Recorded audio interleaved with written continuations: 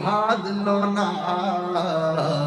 কান্দে জৈনব কান্দে কুলসুম কান্দে রে সখিনা, কান্দে জৈনব কান্দে কুলসুম কান্দে রে সখিনা।